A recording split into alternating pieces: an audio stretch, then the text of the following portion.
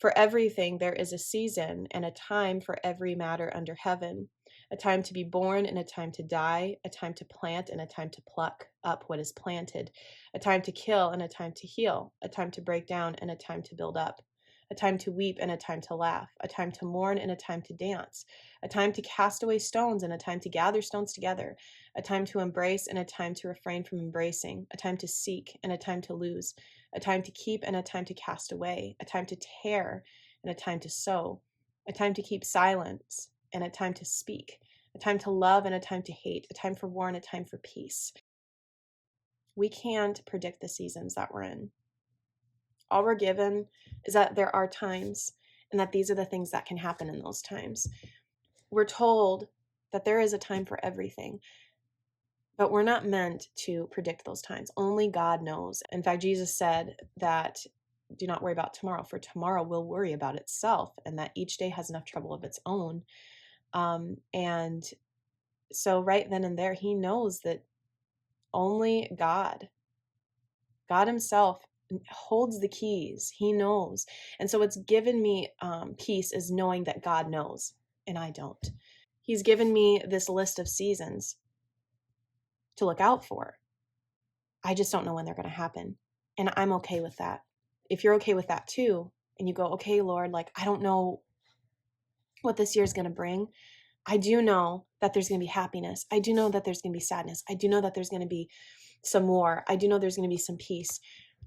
Just know that that stuff is coming, but know who holds the day. It's not you. It's him, because he knows what's going to happen. He's going to be there in the midst of it all. He'll never leave you nor forsake you. We come into a new year and we're all happy and excited and we're going to get to these goals. We're going to do this. We're going to do that. Reality is those goals are temporary. They're not eternal.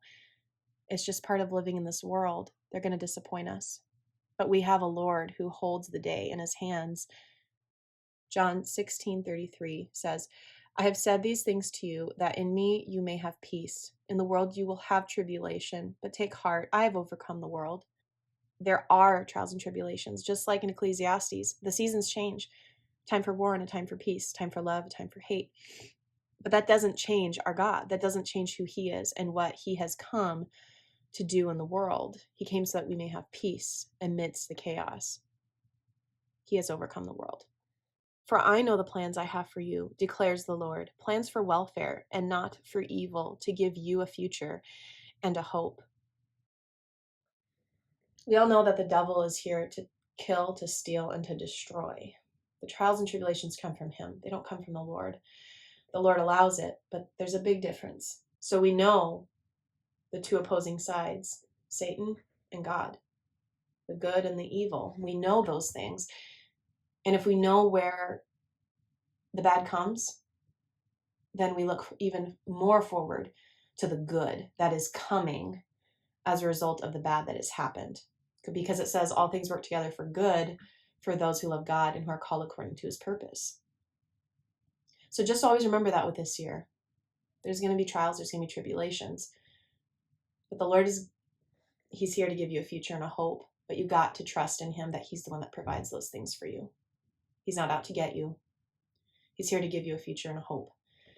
And we always have that to look forward to.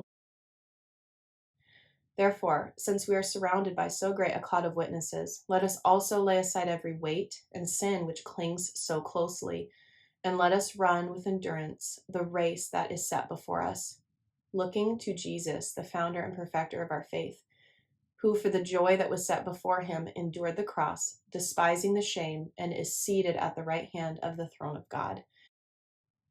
We think that this new year, that every new year that comes is about us running our race of glory and goals and dreams. It's not about our race. We are racing, but it's not a race centered around us. It's a race centered around him who died for us.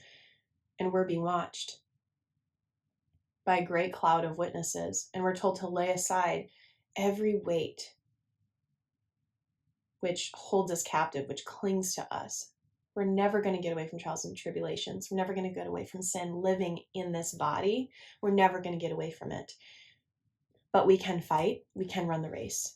even though not every day is going to be easy, not every day is going to go my way, and I may be hurt or upset, or there might come times where I just want to break down, I know that ultimately these days I've been given are not about me.